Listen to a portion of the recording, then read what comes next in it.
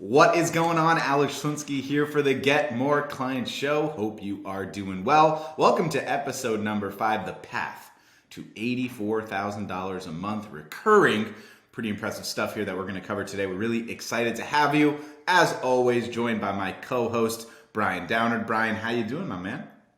I'm great. We were just getting the stream up earlier, but saying I'm back from Mexico, tan, feeling good, feeling energetic and energized to do this.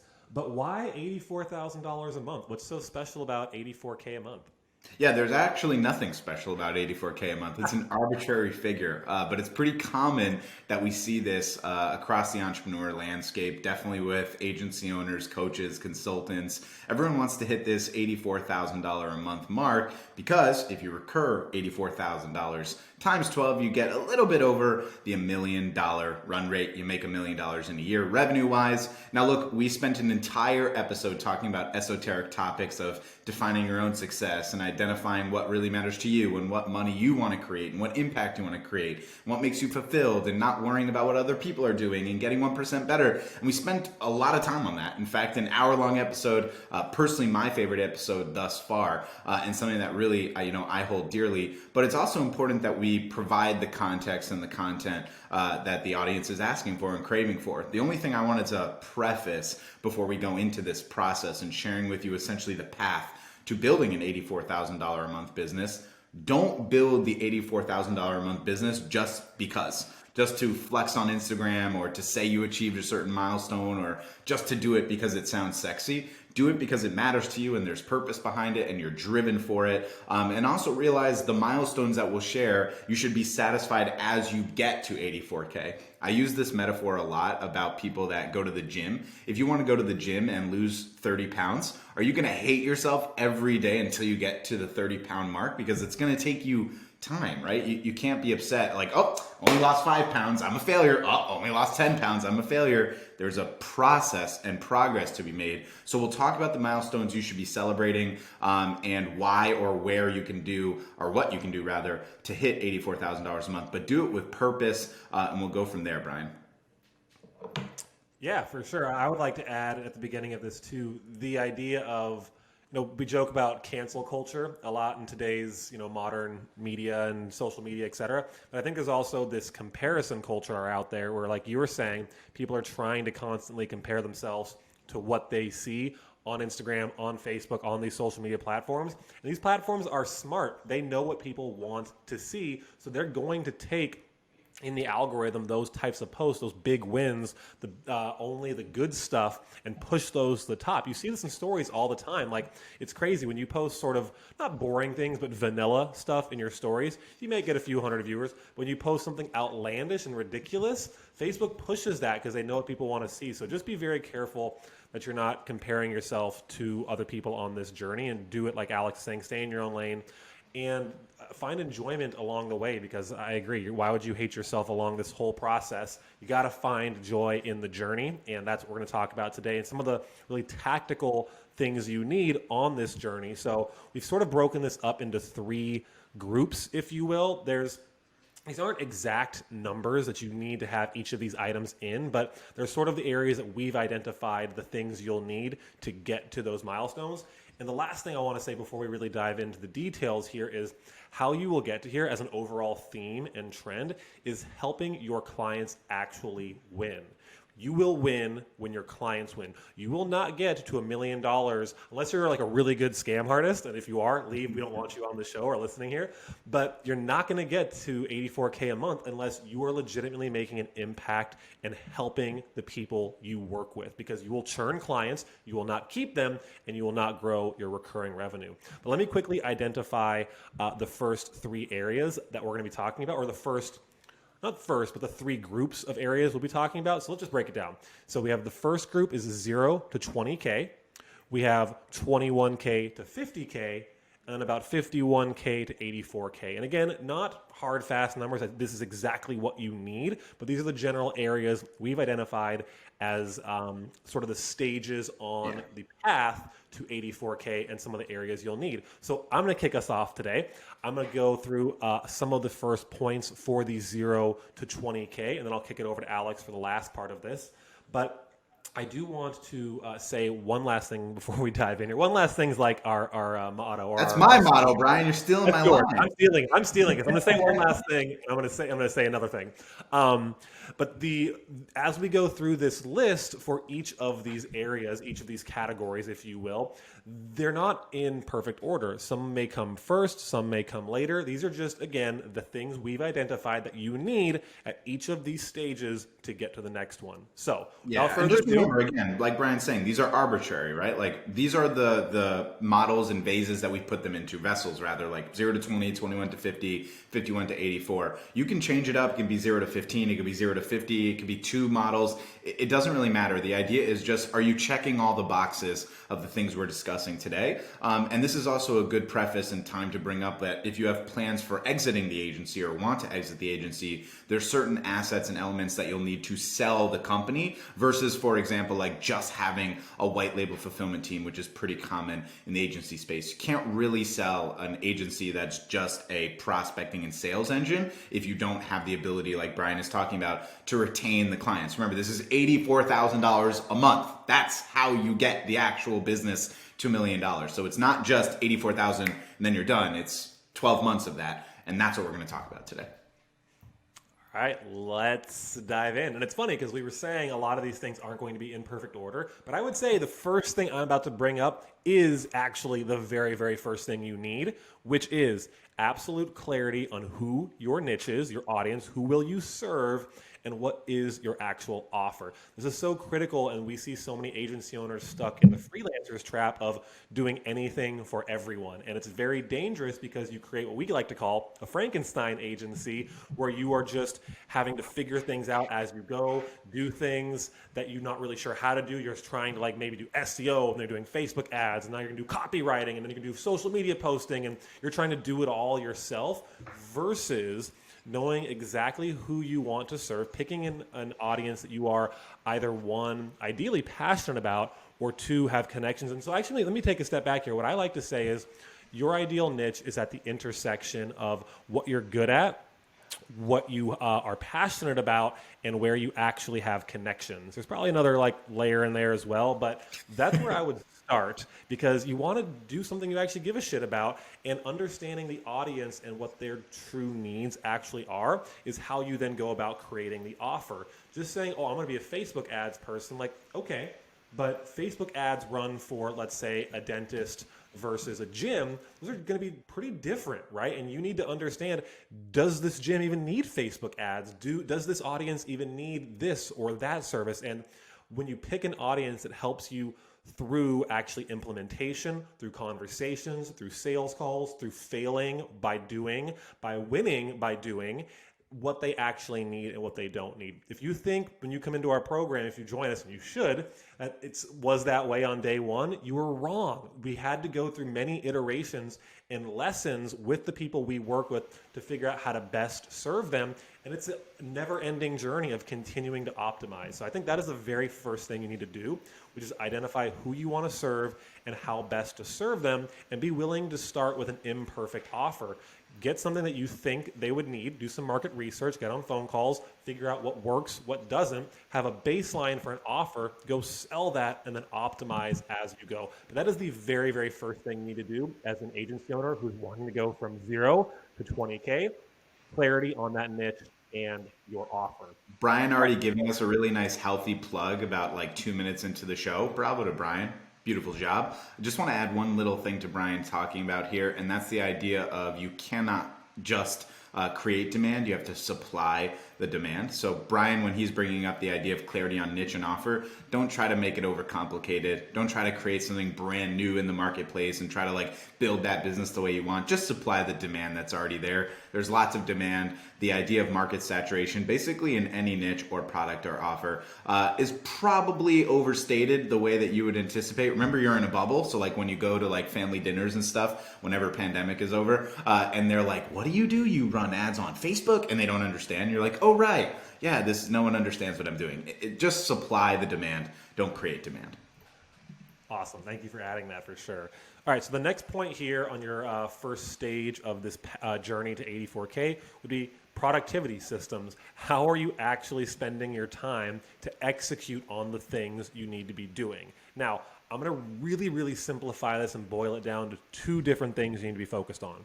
You need to be focused on work in the business and work on the business. Now, the work in the business is all the things you need to actually be doing to make the business run, doing your prospecting, doing your sales calls, fulfillment for clients. And long term, these aren't things you necessarily should be doing yourself. You need to hire, build a team around you. We'll talk about this later.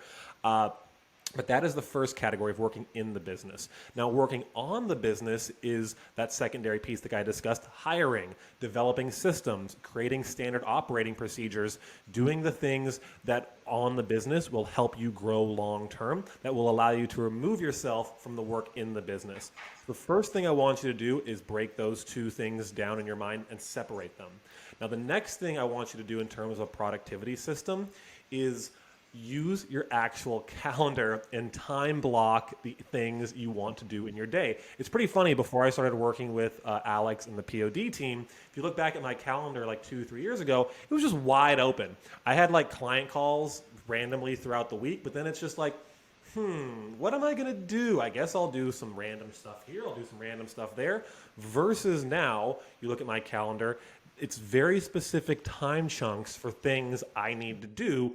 And I take those from my to-do list and I actually schedule them. So don't just keep a running to-do list. Keep that list and then schedule it on your calendar. We actually call this a daily focus. We encourage people to do this every day. Typically, I like to do it once a week and then optimize my schedule as the week goes on, because things always come up. You have to be a little bit reactive as you're growing a business. Totally fine. I would say that would be the next most important piece, as well as starting to identify the revenue generating activities. This is very important because it's very easy as a new agency owner to spin your wheels and then just do stuff for fun. Like, oh, I'm going to go post on social media, or I'm going to go do you have to identify what are the things that are actually going to create opportunities for my business and make me money, and then schedule time to do that. And why you schedule it is so you don't prioritize something else over that. So when you have to go schedule a call or do something else, you already have that time blocked out and you're not going to schedule something over that. So that's the next piece. Very, very important. Get your productivity systems locked in. And Shiro would be very, very proud to be hearing us talk about this, because that's critical to your long-term success. All right, next piece. And this is something that a lot of people aren't going to be talking about. And this is what we call a SLA, a service level agreement. Now, a lot of agency owners, and I'm just as guilty of this, used to use proposals to try and sell your services. Bad idea. Do not use proposals, because what happens is it creates more confusion in the sales process and it extends it. And then when you got them excited on the phone and interested in this, and they said, yeah, sure, send me a proposal. That proposal could create a million different questions in their mind or confusion, and a confused mind does not buy. So what we want to encourage you to do instead is have in writing exactly what they're going to get, the features, the benefits, the things they're actually paying for, the expectations of the outcome, and more important probably than all of that are the communication expectations. Where and when will you be communicating with your clients? Is it a weekly call? Is it a monthly call? How will you be communicated with? Where can they not communicate with you? Set boundaries. If you are letting your clients call you and text you, this will turn into a nightmare. I still, to this day, and this is a little bit of an exception, but you make an exception for one person, it starts to go to others as well. I've got an old client who I've done some consulting work with. They don't pay me anymore. I once in a while hop on the phone just to share some ideas with them, but they were calling me on a Friday night at like 9 p.m. the other week, and they're not even paying me anymore because I never set an expectation. I didn't answer that phone call, of course. I'm like, no, I'm going to deal with that later. But the point is, if you're not setting the expectation, they will set it for you and you won't like it because they will abuse your time. So have a service level agreement put in place. Absolutely critical to keep your clients' expectations on point and really keep them at bay, and so you can really focus on delivering the best service possible for them. And it's not to hold anything back from them. It's so you and your team can fulfill on that promise you made. And so it's in writing and it's clear. And frankly, this will also help you win any chargeback disputes. Shouldn't happen. This is a rare occurrence, but when it's in writing, and you have them actually agree to it, either verbally or signature on a call, specifically on a kickoff call, this helps really win chargeback. So agency SLA, this would come after you get a deposit, after you get verbal commitment, not before. This isn't a proposal where they have to review it and then pay you and like it. No, get paid, agree to the terms of service, and then review that after the fact. So that's the next piece. Oops, you're going to punch my mic here real quick. That's fun. All right, so next piece of the system would be an actual client fulfillment team. Now, if you're at the 0 to 20K mark, unless you are a freaking badass at what you do in terms of Facebook ads, lead gen, SEO, whatever, and like we discussed at the beginning of this, if you're picking an audience and then developing an offer around that, you might not know how to do what they actually need. You realize, oh crap, this niche actually needs SEO instead of Facebook ads. I know Facebook ads. So you want to have a fulfillment team who on your behalf can execute for your clients. Now we call this white label because if you want to picture like a lot of brands, specifically physical brands do this, they will make a product and the label will be white, so it'll be blank, and then other brands can put their logo on it. Go High Level, the software we use for our CRM, actually does this. So you can buy their CRM and then put your business's name on it and use this to sell to your clients. But in that same metaphor or same concept, you want a fulfillment team who's good at the service they provide and ideally the niche you are serving, who can help back you up and execute on that for you. I'm not going to name any specific white labelers we prefer or recommend right now. There are a lot of them, and it's really going to depend on your niche. And frankly, I don't want to play favoritisms because we need to actually identify what your need is and then show you who that white label team is. There are a lot of options out there. Make sure you have multiple options as well, because sometimes you don't, not sometimes, a lot of the time, you don't control the outcome, right? So they could decide to close up shop or just fire you or not do something. Or we see this happen a lot with our clients. Like, oh, we're not working with real estate agents anymore. Good luck. It's dangerous. So we'll talk a little bit later about what you can do to avoid that. When you're at the initial stages, you need someone in your corner who's going to be helping you fulfill and actually execute for your clients. I want to touch on fulfillment Go here ahead, for Alex. just 1 second. This is a really valuable thing and element that we're discussing from the 0 to 20K mark. Like Brian said, in terms of who you are, there's some unicorns out there that are incredible at, Google ads or Facebook ads or YouTube ads or SEO or whatever service that you're actually providing. If you're already really good at that, then you should be building in-house SOPs and processes and bringing in a team immediately. It's just hard to do that at the start of any company because then you have probably more expenses than you do income, and that's a really big challenge. But Brian likes to talk about this a lot, the idea of the infinite game. So you're probably playing a long-term game, not just like how do I make money in 3 months and cash out. That's probably not the best way to make money in 3 months and cash out. The idea of when we kind of recommend bringing an in-house team, if you don't have that skill, which I would guess the majority of people watching don't have the skill of actually doing fulfillment, I would probably recommend that you bring someone in anywhere from the $15,000 to $30,000 recurring revenue mark, just so that you avoid the process that Brian's talking about, which is not having control of the most important element of this company. Remember, it's $84,000 a month times 12. The times 12 means retention. Now, we don't anticipate or expect you to retain every single client from day 1 to day 365 to hit, $1 million revenue. We expect you'll have some churn and attrition. That's totally normal. The question is, what's the percentage and how much? If you're losing half of your client base pretty consistently every quarter, it's obviously a fulfillment issue, a retention issue, and all of the stuff that we talk about here doesn't become valid or valuable anymore because you have a bucket that's leaking. It's like, I'm filling water in the top of the bucket, but it keeps leaking. What do? You gotta fix the hole. And the hole most of the time is going to be fulfillment. The simple thing to do, if you are not skilled in actually doing fulfillment for your clients, bring in this white label team and then hire out someone to audit what the white label team is doing so you can build in-house systems and then replicate it, fire those people, and build your team in-house long-term. It's a little more complicated than that, but I think that's like the simplest 2-minute version that we can give. And I think it's really valuable to bring this up. Awesome. Thank you. So the next piece before I kick it over to Alex, and I'm going to do this one really quickly because if you go back to episode number 1, we actually covered this in pretty much a lot of detail. Like there's a lot of good stuff in episode number 1.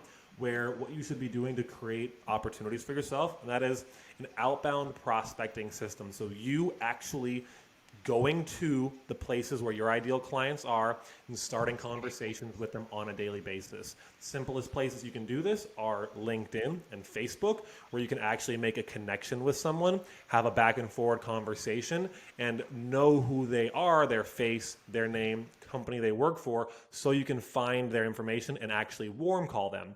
One of the most effective strategies we teach without question, because it significantly shortens the sales process and doesn't force you to have to sit around waiting for them to get back to you.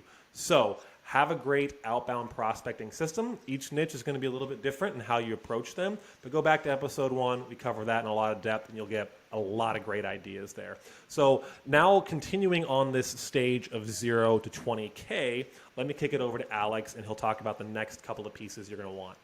Hey, that's me. What's up? All right, let's talk about these elements here. What I'm going to do is just give you a quick overview of the things we'll discuss, and then I'll break down each one for you. We're going to talk optimal sales system, your prospecting optimization, sales optimization, your ISA map, which we're going to do on a different episode altogether, Infinitely Scalable Agency. We'll talk about Google Drive organization, and then kind of like website, sales, page, testimonial stuff. So the optimal sales system, again, go back. We did an entire episode on, I believe it was the last episode, episode number 4, our entire sales process, where I think I spoke for like 45 minutes and Brian 15, because I don't know how to shut up when it talks about sales. So I'm going to do something magical now and do what Brian just did, which is a callback to our prior episode, so I don't spend too much time on this. The simplest thing to discuss when you talk optimal sales system is remembering it's not just what you do on the sales call itself. I think this is where a lot of people kind of lose the opportunity. It's everything after prospecting is done and before the actual retention process begins. So once a call is booked, prospecting is over now.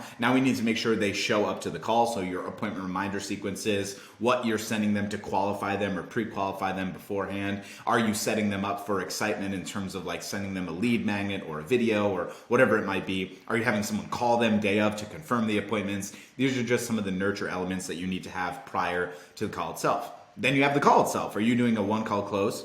I hope you are. If you're not, you're probably doing this 2-call close model, which is like qualification, discovery, and then setting up for a demo, which is stupid and you shouldn't do, but hey, that's my opinion. Again, all discussed in the last video, in the last episode we did. And then the next element would be when they pay you, what happens? Once they pay you, sales can be done, you can move into retention, but as you are all very aware, it doesn't happen all that often that you get paid on the first call. Remember, the idea of the one-call close is not to necessarily get paid on the first call. That's the goal, of course, but the idea is that you're actually making an offer on that first call. So qualifying and making an offer on that first call. So what happens if you don't get paid, if you don't get a deposit? Brian mentioned this earlier. A lot of people want to do this proposal process and elongate the sales process. That's not the optimal sales system. Send them an email breaking down what you offered, why it's a no-brainer, what the ROI is, what the next step is. And again, always book a follow-up call on your first meeting, no matter what. Book a follow-up call. If they pay you, it's kickoff. If they don't, it's a follow-up sales call. That's just a baseline recommendation for the optimal sales system, but you should have an SOP for your company that breaks down what happens after prospecting ends and before client fulfillment begins. That's the optimal sales system, and you must have that in the 0 to 20K mark. The next element are optimization elements. Now, if you don't know how to optimize systems long-term, you can't build a successful company. It's just not feasible. If you don't know how to look back and audit what you've done in order to move forward more efficiently, 80-20ing the process, the Pareto principle, identifying Occam's razor, what's the simpler answer to be able to move forward? There's some weirdness about entrepreneurs that like they think complex is more exciting. It's really not the case. If you can't explain what you do in less than 5 minutes and make someone think this is a no-brainer for me, you're really missing the mark long term. Again, more complex is more challenging, is more difficult to scale. That's not what we're looking for. You're looking for an offer that is a no-brainer, that's easy to understand, that makes people want it and will invest in it consistently time after time after time. It's pretty simple to understand once you go with the simple answer. You got it. So how do you optimize your prospecting engine and your sales engine? We're not going to spend too much time on this here, but I think overall, if you understand what prompts are, it will help you. If you're looking at your sales system, for example, and identify what happened in the last 5 sales calls, what was the result of those sales calls? Why did I get a yes from 3 of those people and a no from 2 of those people? What was the lowest common denominator for the objections they had? What can I do moving forward to learn from these calls that will then allow me to be better for my future calls? This type of auditing is something that we do a lot in our mentorship program. Plug number 2, by the way. If you don't utilize your own auditing, if you're not listening to your calls, reviewing your prospecting engines, identifying what's working with your clients, you're not going to be able to succeed long term. So please implement optimization tools. It's usually just simple prompts. You can create them yourself or you can reach out to us and ask, but it's pretty simple identifying where's all of my sales calls coming from. Is it from Instagram? Is it from Facebook? Is it from ads? Is it from warm calling? It's simple auditing. Clients and entrepreneurs are more likely to look forward into the future than look back into the past. And if you don't look back into the past, what happens? History repeats itself, and you're not going to be able to make massive gains and traction because you're not looking at what worked. We've probably all been there before where you look at your, next month's statement. You're like, okay, we're at 0 now. Last month I made X amount of money. It was great. I have no idea how I did that. Now let's just start again. Very unhealthy way to run a business and ultimately not going to work for you long term.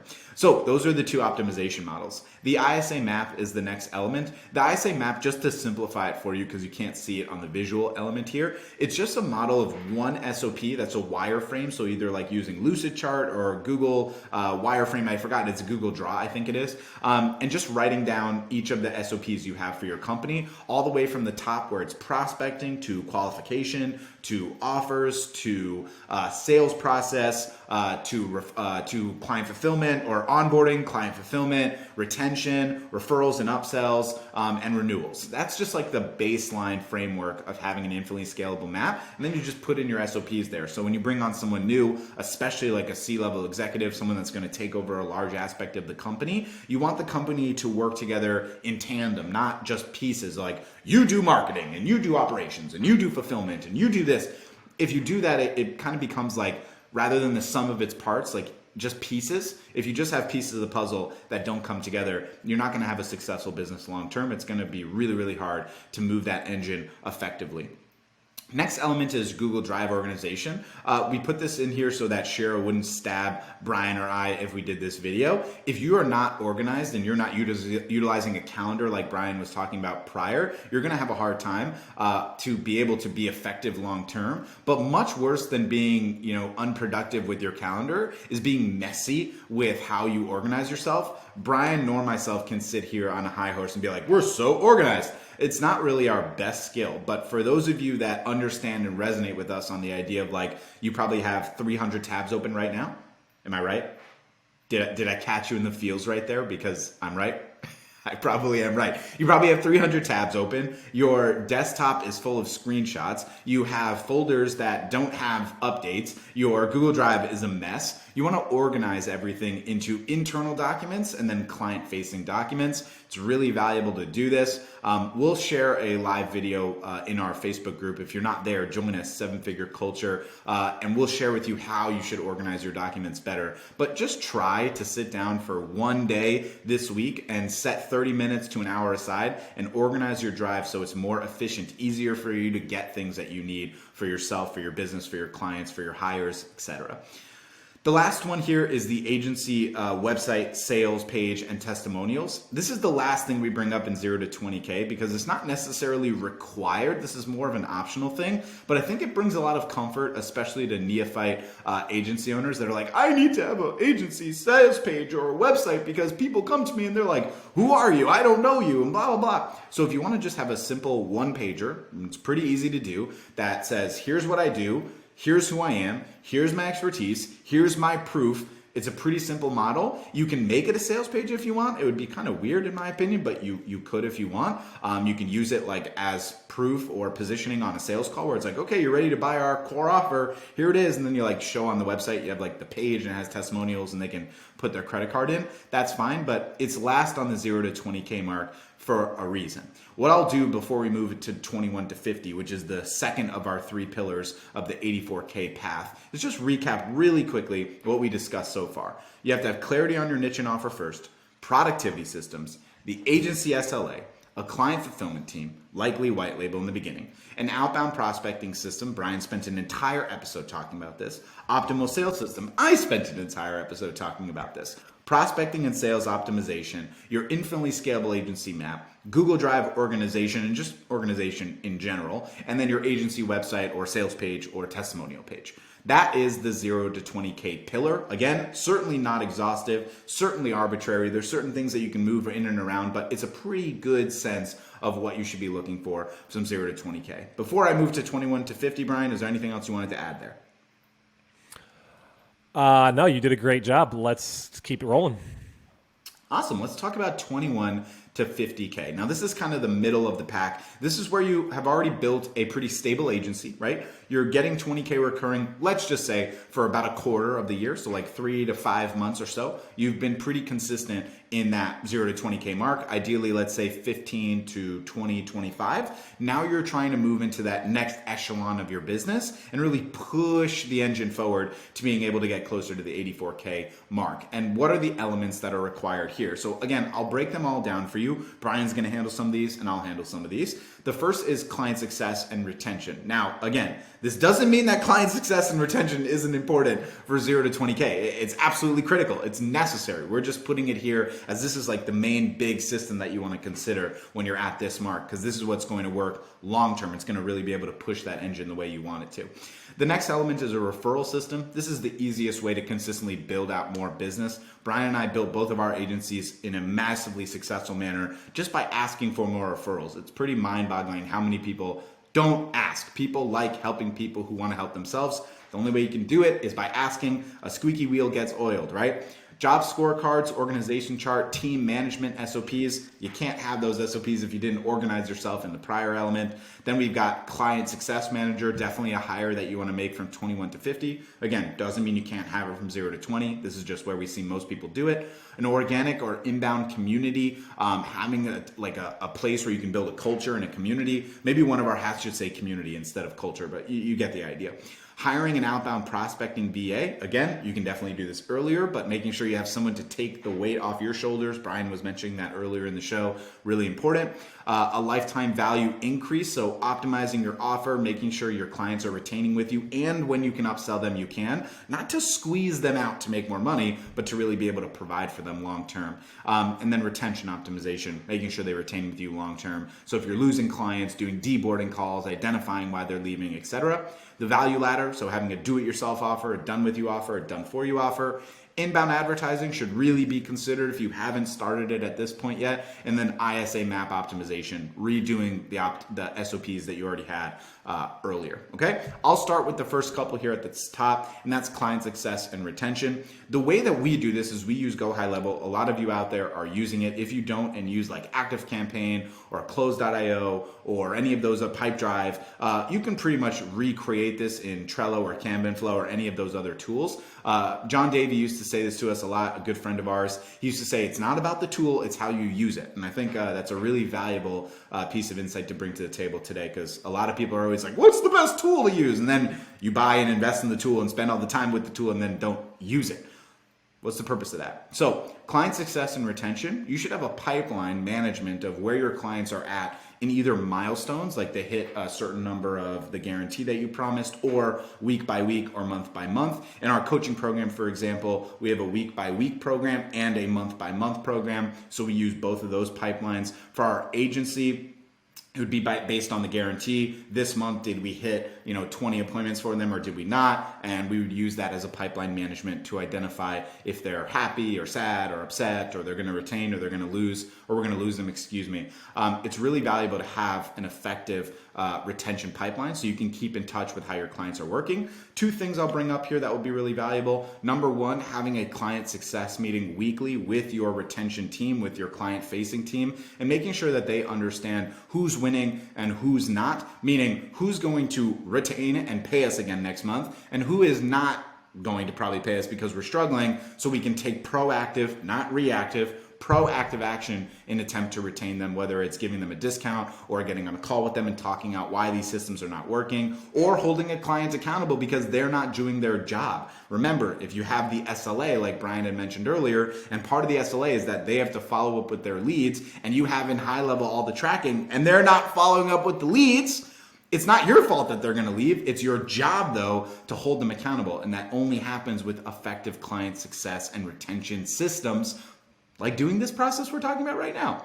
The last element is the communication schedule. How do you communicate with your clients in a consistent way is really important. Most people probably do like a weekly reporting email or reporting call. That's absolutely fine. But you should be doing at least once a month an actual meeting with these people, talking with them about what's working, what's not, what optimizations you made, what KPIs are great, what they need to be doing. You have to have these types of really important conversations to keep your clients happy and make sure they continue paying you. The next element is, of course, the referral system. I kind of said everything I needed to say when I went through the 21 to 50K mark. You just have to ask for referrals. Anyone that is doing well in your company, anyone that is happy with your service, it's critical that you simply say, hey, do you mind giving us a referral? If you do, I'll provide you with this. Good usual kind of baseline gift would be for blue collar companies, give them a discount on their next service. For white collar companies, usually providing them with a gift like a gesture of goodwill is more valuable, like a steak dinner, gift card, or tickets to their favorite basketball team's game, etc. That's probably a better model for referral gifts that you want to consider for white collar businesses. The last element here before I kick it back over to Brian is job scorecards, organization chart, and team management SOPs. Every single person that you hire on your team is really important. The opportunity cost of losing someone that's valuable on your team is really, really difficult because trying to find someone to replace them, onboarding them, getting them used to either client-facing or internal-facing documentation, making sure that they don't make mistakes on the things that they're supposed to do. It's a whole, kit and caboodle. It takes time. It's challenging. So if you are really clear with your job scorecards, here's exactly the results that we expect from you. Here's exactly the KPIs that we'll be judging you on every month. Here's your exact compensation. Here's exactly how you communicate with us. Those elements are really important, and it's absolutely necessary to implement this. And I think a lot of people in the agency world skip on this because either they're used to having a white label agency team and then they handle everything else, or they just focus only on the clients. And if you focus only on the clients, you forget that the pillar, the foundation to building a successful business is the team itself. Otherwise, you're just creating yourself a job that I promise you, bluntly, you cannot manage $84,000 in recurring revenue by yourself. No one can do it. It is not possible. I'll put my hat away if that's the case, but it's not feasible. So please make sure you have effective organization charts, meaning who does what in the company, so it's all together, right? What each person's supposed to do, roles, proficiencies, etc., results, and then management SOPs, so they can actually do their job correctly, providing them resources that allow them to effectively execute without the fear of saying, well, if I tell my boss this thing, he might fire me. Have this Knights of the Round Table model where everyone's voice matters, everyone's opinions matters, and allowing them to share those opinions to make their jobs more efficient and effective so you get better results, your clients get better results, and long-term you build the business. Let's kick it over to Brian to talk about one of the most important elements of actually having a successful team, and that's a client success manager, someone that is a forward-facing, front-facing client manager. Yeah, and I'll go ahead, Alex, and take away the last bullet points from this area, this stage, Cool. Because those last two are pretty straightforward. But I also want to add something to the job scorecards. This book, Traction, is really, really good. I was trying to cover my face. I'll do it one more time. Here we go. Highly recommend this. Talks a lot about what Alex was just discussing in more depth. Really the pieces you need for your team to successfully scale, how to develop job scorecards. Frankly, we should probably do a whole episode on just that topic alone, but that will be for another day. So let's keep breaking down the next elements you're going to need on this stage of $21,000 to $50,000 a month in recurring revenue. Like Alex said, that's actually hiring a client success manager. Now, when I came on to the POD team, this was the intention for this to be my role. And I've definitely grown into that and beyond that. But Alex, as he was just saying, was getting to a point in the business where it's not realistic for him to manage all the people we work with. He's only a single human. We were at that point maybe 25, 30-ish clients at any given time. Now we're well over 50. But the ability to find someone you not only trust to actually on your behalf speak with clients, deal with clients. Now, when I say deal with clients, it's not in a negative way, but serve clients, work with them, help them achieve their goals.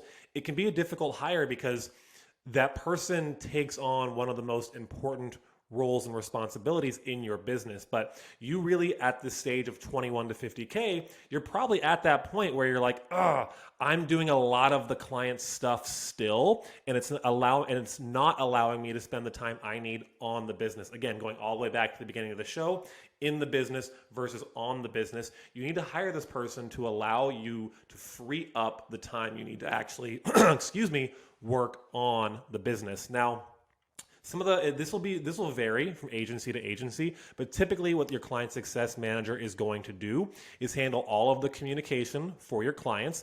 They will do client one-on-one meetings to do the updates, and they will communicate, be the middleman or woman between your actual fulfillment team, people working for your clients, and the clients themselves. So those are sort of the three areas they'll really focus on. And again, having this documented in a job scorecard and standard operating procedures, so when you make the hire, this person can effectively do their job and not have to make it up or guess along the way, is the most important piece of this. Now, ideally, you want to find someone in the industry already, doesn't have to be, when I say in the industry, a marketer per se, but someone who understands, if you're in the fitness space, they've worked with gyms. Maybe they were a manager at a gym before and they get that audience, because you want that person to be able to resonate with the people that you are serving. So best thing I would say is document the processes you need to have them do.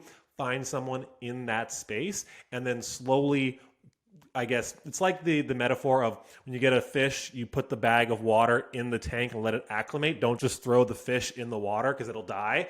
That's a very apt metaphor for what we're talking about here, because you don't want to do that. You want to be able to let them shadow you, get used to it, get you to trust their ability to speak on your behalf to clients and deal not in a negative connotation, but work with clients.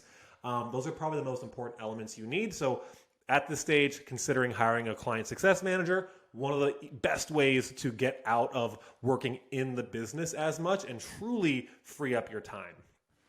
So the next piece here in terms of lead gen would be organic, inbound, and community building. Now, you don't have to go start a Facebook group. I would recommend it for sure. Again, not at the earlier stages, later on down the road.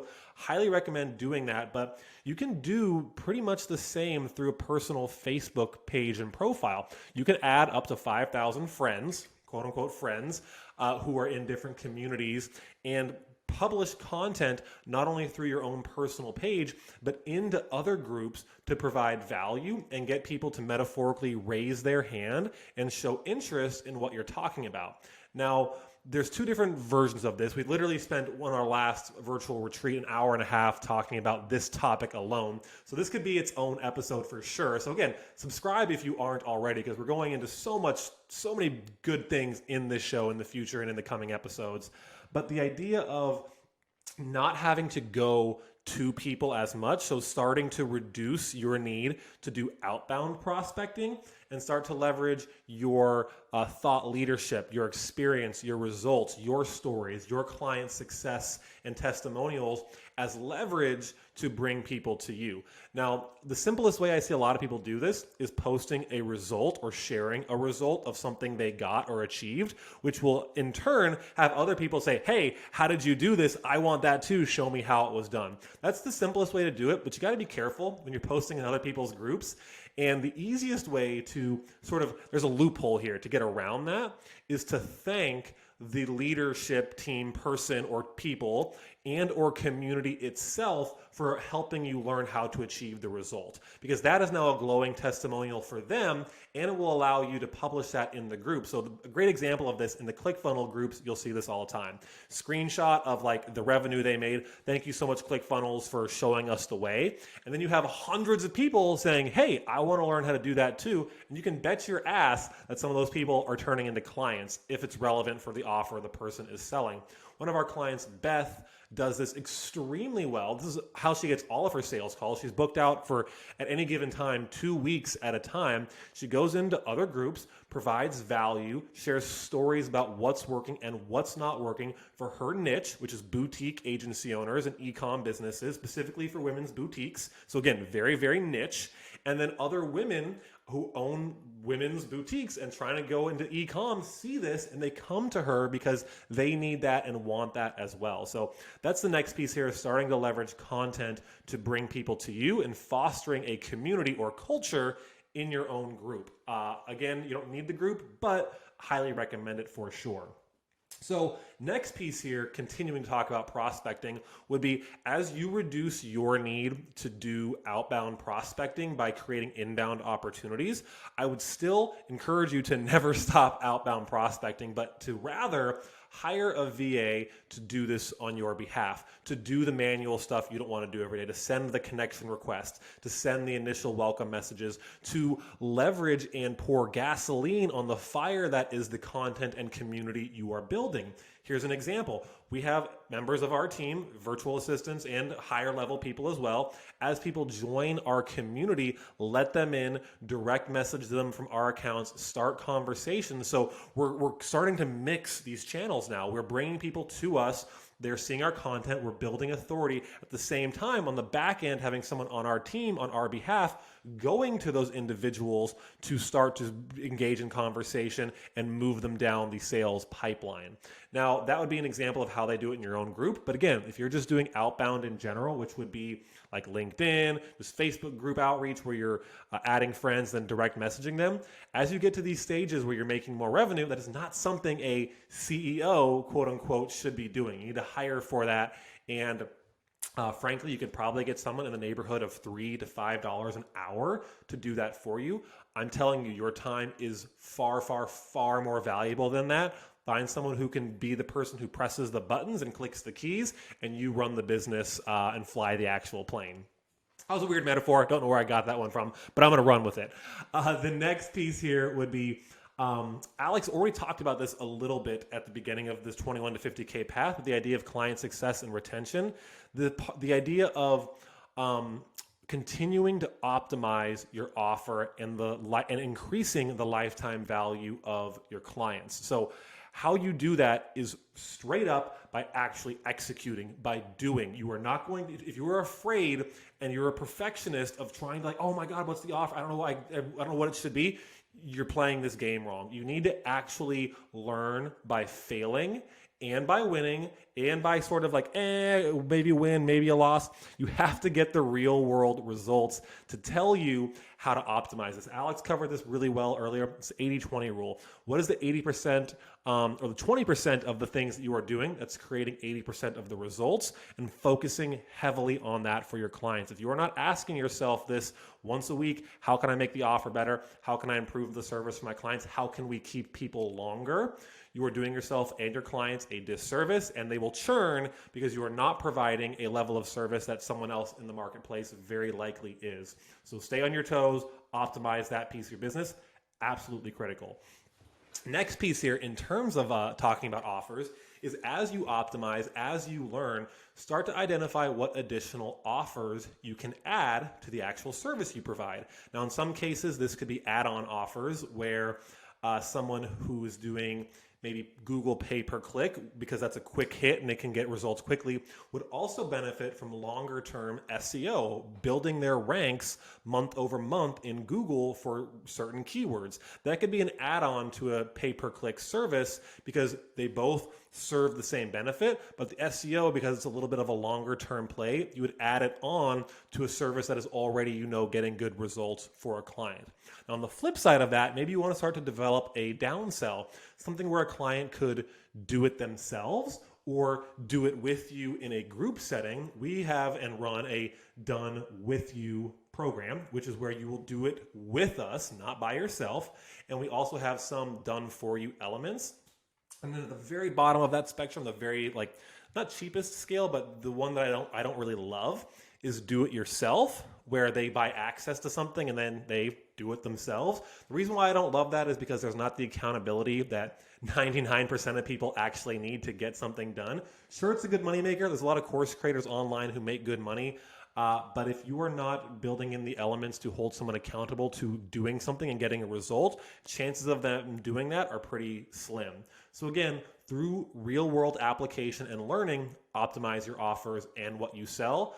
Don't be afraid to create these add-ons and downsells, as it's a way to diversify your income stream and create more opportunities and foots, if you will, in the door for people you can potentially work with who might not be able to afford or who don't need your core offer in that moment in time when you speak to them. So very powerful. Diversify your offers. Don't just do that in a vacuum. Use real world feedback. The last two elements here, we'll go through these pretty quickly, would be inbound advertising. So again, furthering this idea of prospecting and how you can diversify how you are bringing people to you. Running ads on Facebook. Don't overcomplicate this.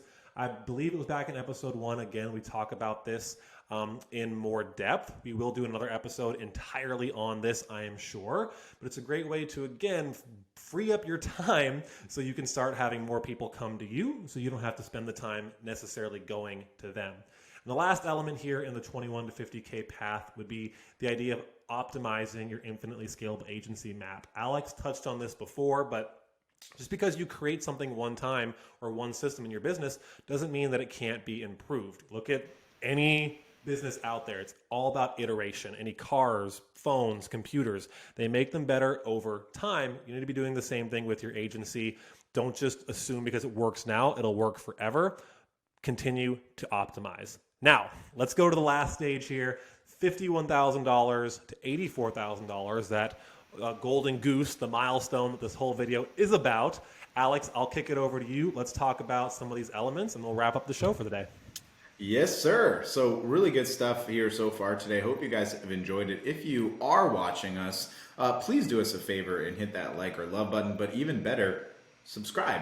Let's talk about 51 to 84K. I'll break down each of the elements here one more time, and then we'll dive into them individually for you. First, we've got the chief financial officer, these 7-figure profit and loss models. This is a really important topic we'll discuss here in just a second. Hiring an ads manager to build in-house optimization SOPs and fulfillment SOPs. We spoke a little bit about this earlier.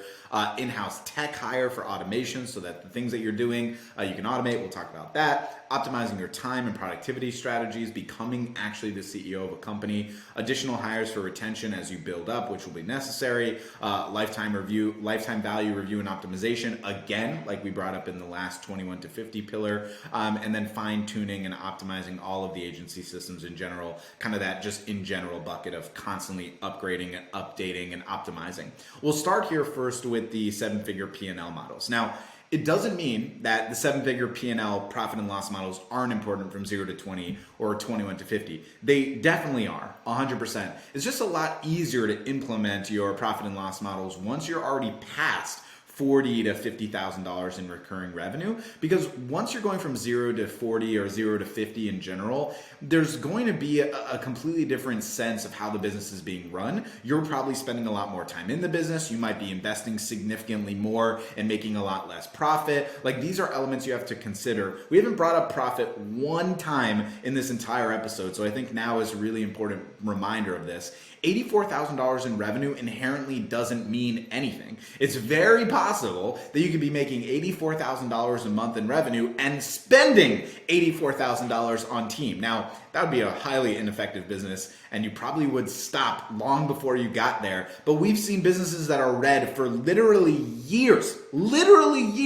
because they're at $20,000, $30,000, $40,000, $50,000 recurring revenue, but their team and their expenses and their marketing is like $60,000, $70,000. It doesn't make any sense. But again, this idea of this infinite game, some people are seed planting and building businesses long term for years and years, losing money. This is more common in like much bigger businesses than the agency bubble we live in. But even in the agency bubble, people are doing this. Mind-numbingly so, frankly. So the CFO rather, 7-figure P&L models, there's two different ways to go about it. The first and most logical way is to hire someone that's really good with numbers that will help you make better decisions with how you utilize the revenues in your company. I wouldn't say here that you should frankly listen to myself or Brian or anyone out there that isn't actually a CFO for another company or actually understands how to profit first, essentially. I'm not going to sit here on the hires and say I'm great at it. We've hired some incredible financial advisors that have really helped us, and I'm not a financial advisor. What I will do is parse a little bit of the information they've shared with me and glean it from them and share it with you directly. Most of the people that we work with in the 7-figure profit and loss models recommend that if you're not going to be spending basically any time in the business, spending most of your time on the business, so like large goal-oriented opportunities, not like how you're doing for Chad's Facebook ads, if you get what I'm saying. What you want to consider is probably a 40-ish% profit margin, maybe 45 or so. If you want to do almost nothing in the company and hire everything out, you're probably going to be looking at like a 20 to 30% profit margin. No one says what is right or wrong for your business. It's based on what you want to do with your time. So if you consider back what we've shared in previous, in the more esoteric episode we did for episode number 3, if you recall the idea of like what will make you happy, what will make you fulfilled, what will make you dissatisfied, what do you want to spend your time on, that is how you can build a business to facilitate your life, building the business that will allow you to take this $51,000 to $84,000 a month or more, and then get the profits from it that you want. If you're making $84,000 a month and you're only bringing home $10K and you have a crap load of stress because you're carrying too much load, perhaps it's not the right fit for you, and that's okay. You don't have to worry about it being like, oh, but the agency gods told me if I don't make $84K, I'm a failure. Please don't fall into that trap. It's really dangerous and unhealthy, especially if you're an adult. Like if you're 25 or less and dealing with this, fine. You're like super immature and that's okay. If you're 26 and above, stop letting other people tell you what numbers you should be making. Start living your life. You don't have to have open heart surgery to have that consideration. And if you didn't know, yes, I had open heart surgery at 29 years old. And I was pretty stressed before that and after. It's just good to be alive, right? Don't worry so much about the numbers. Let someone that's good at numbers help you and try to get to that ideal profit mark that you want and allows you to spend your time the way you want to. That's the purpose of this business, building a business that facilitates your life, not the alternative. If I keep on this track, we'll go in the esoteric model for another hour. So I'll move off of it, but I really think you should watch episode number 3 if you haven't, where we talk a lot more about profit and revenue and numbers. But having someone that you hire to help you with that, absolutely critical. The next piece we spoke about most of the time earlier in this video, the hiring ads manager to build or optimize in-house. Again, this could easily be done way earlier in your business, but if you're at this point where you're at $51,000 or $50,000 recurring revenue and you're still white labeled, you've already gone past the mark of like having to have it in-house. You must have it in-house. I really strongly believe this. This is kind of like a hard and fast rule that I want to put down. A lot of what we share today is very arbitrary, very based on our opinions, our feelings, what we've seen with other agencies. But I think this is something that we can both, Brian and myself, stick our forks in the ground and clarify very strongly. Like, you should not be at $50,000 or $51,000 recurring revenue white labeled completely. If you're doing that, you're in a serious danger of not being able to have a real business because frankly, you're just a prospecting and sales engine, and especially so if you have intention on exiting this company. You cannot sell an agency that has white label fulfillment because you don't have the actual valuable aspect, the secret sauce of retaining clients, getting paid month over month. Even if your marketing agency that's fulfilling for you is great, bring someone in-house, spend the money on it, audit the systems, and then bring the systems in-house over time. Usually I would guess that takes about like 3 months to go from auditing to full conversion. It could change, you could go do it faster, but sometimes it's hard. We're not suggesting it's the easiest thing, but you really should not be doing it white labeled past 50K basically. Honestly, if we can say even earlier, like 40K, but just as a note, at least 50K. The next one is an in-house tech hire. We brought someone in-house for POD at about $50,000 recurring revenue, I'm pretty sure, somewhere around that number. Shout out to John we love you, brother. John is like this ridiculous, I think he calls himself a tech ninja. And then for me, because I'm a huge Star Wars nerd, he also says tech Jedi, which I'll always be grateful for. As you guys probably notice here, we got, Stormtrooper. I'm a big Star Wars nerd, so we're going to go with Tech Jedi. But you desperately need someone that's going to help you with automation, because if you don't realize all the stuff that you're probably doing, like manually tasked, even if you're hiring a VA for it, like Brian was talking about earlier, there's probably plenty of things that you can do automation-wise that you might not even be aware of. For me, I'm not really like tech savvy whatsoever. I'm just trying to even set up this podcast the first time. Like if you remember the first episode, we screwed up the entire audio because I screwed up and didn't plug in my mic correctly. That's the kind of guy trying to give you advice right now on tech hiring. But someone that actually knows what they're doing with tech to help you automate systems is so valuable. I would estimate we've saved hundreds and hundreds of hours per month and year because of the automations that we've had with our in-house tech hire. Just be aware of this. If tech problems is a trigger for you, just be okay with knowing that there will be tech problems. It's part of the process. You always have tech problems. Even the biggest companies in the world have tech problems. For me, it's like one of my biggest triggers, so I really try to stay away from it because it's one of those things where I want to throw my computer through the wall when it doesn't work appropriately or we're losing internet like we had with a couple other episodes that we've done here. It's crazy, but it's super important. The next one is optimizing your time and productivity strategies. Again, this is how you learn how to optimize what you're doing with your time by auditing what you've done. If you actually use your calendar efficiently and you look back at a month and ask a VA to go through your calendar and write out for you how many hours you spend per week on average with the following tasks: prospecting, team organization and meetings, client-facing meetings, on the business tasks, in the business tasks, you'll start to really get a sense of how you're spending your time, as opposed to taking all of these last 30 days and kind of putting it into a vat of soup and stew and identifying like off the top of your head what you did. I use a metaphor pretty commonly here when I'm talking about optimizing your time and implementing productivity strategies that I think are really important. I think it makes a lot of sense to consider this. A lot of people will be like, okay, what I had, what I spent my time on, I think was this.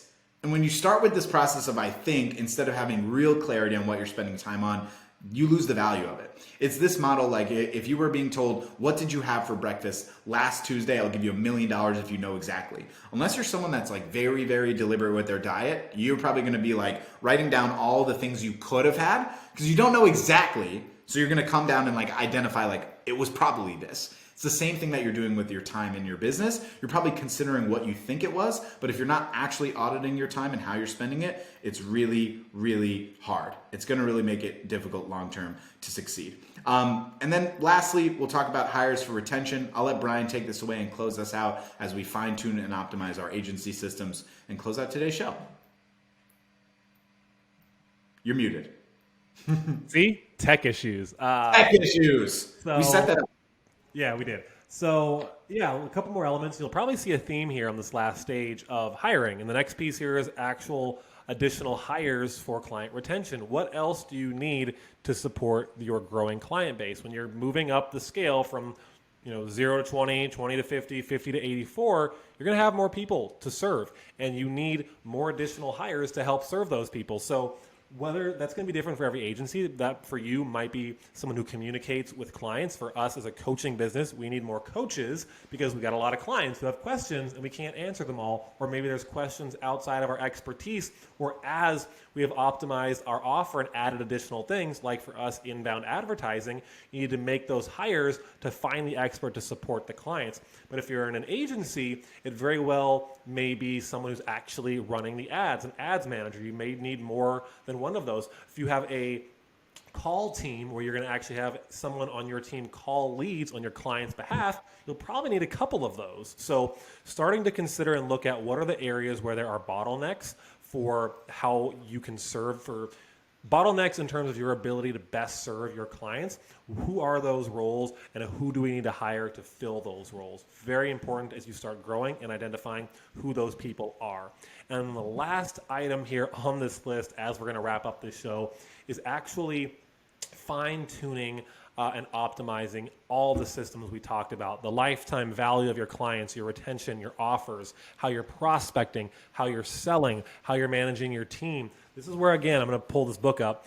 This is so valuable because it teaches you how to first, as we are, define the systems you need, create the systems around that, and then long term, take the time necessary to work on the business and optimize them and get better. This is a continuous game, as we like to call it, an infinite game of optimizations and getting better. And why I personally love business is it's a lot like fitness, where there is never really a mountaintop. There's never really the top of the plateau, right? There's always a billion different levels to this, and you get to define that for yourself. So that's how I'm going to really wrap this show up is you need to define what success means to you.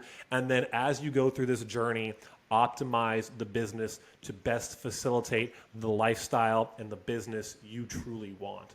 Critical. Amen. So let's make sure, again, we just recap everything we talked about. There was so much in this freaking episode we covered. So we will make sure we, in the future, go back through and cover some of these important ones in more depth individually as we see fit. By the way, if you liked anything, let us know, and we can cover that specifically as well. More than happy to cover topics you find and feel would be valuable to your business. So let's just do a brief recap. At the 0 to 20K mark, you're going to need, I'm going to go through the list, so bear with me because I'm going to read it off to you. You need clarity on your niche and your offer, productivity systems, agency SLA, service level agreement. You need to have some sort of client fulfillment team, ideally white label in the beginning. You're going to have an outbound prospecting system, and then you're going to need to be optimizing your sales systems and your prospecting systems as you go through these first initial stages of actually selling your offers. You need to have some sort of documentation, what we call an ISA map of those processes, and you need to have a place where you can store and host your about and your testimonials. So that could be an agency website, just a quick little one pager. So that would be 0 to 20K, a couple of those elements, critical for sure. And now there's 21 to 50K. Again, bear with me as I read through this. Client success and retention, really focusing back on how you fulfill for clients most effectively, having a referral system in place, job scorecards and team organization, starting to make your first hires, specifically a client success manager, starting to replace your need for outbound prospecting with inbound prospecting, ads, and content for sure. Again, furthering that hiring, the idea of hiring by allowing someone else to take over some of your prospecting for you, hiring a VA to do that. And then just continuing to optimize the systems you laid out in the first step, making sure you are 80-20ing all of that all the time, creating that time necessary to focus on the business and not just be in it. So 51 to 84K, a lot of that was around hiring. So making sure you're getting your first tech hires, in-house fulfillment teams, and anyone else you might actually need to fulfill for your clients long-term. You need to have profit and loss models in place. Speak to a financial planner, advisor, someone who's a CFO and can show you how to make your money really work for you. And continuing to define what the business can and should be based on what you want it to be. How are you optimizing your time to do the things you really want in the business and create the systems you want to be successful? So that in a nutshell is episode number 5. Threw a lot at you here. That's what we like to do though. There's a lot of value here. If you want, whoo, see, my voice is cracking. There's so much here. If you want to learn all of this in more depth and be a part of an amazing community, come check us out. Prospecting on Demand is where it's at. We care more about client success and retention than we do about client acquisition, which is why we're so good at both of them. And I have really nothing else. That was all we got today. Alex, I'm going to kick it back over to you. Anything you want to share before we hop? That was that, fam. I hope you enjoyed it. Thanks so much for giving us your time. We always appreciate it. Time's your most valuable resource. So if you're spending 5 minutes with us or an hour, we're always grateful for it. Hope you enjoy this. Hope you implement. Remember that model every time that you listen to this. Take at least one actionable thing away and do it. I think that's the key. Thank you so much. Signing off for Brian and Alex here. That was the Get More Client Show. We'll see you on the next one.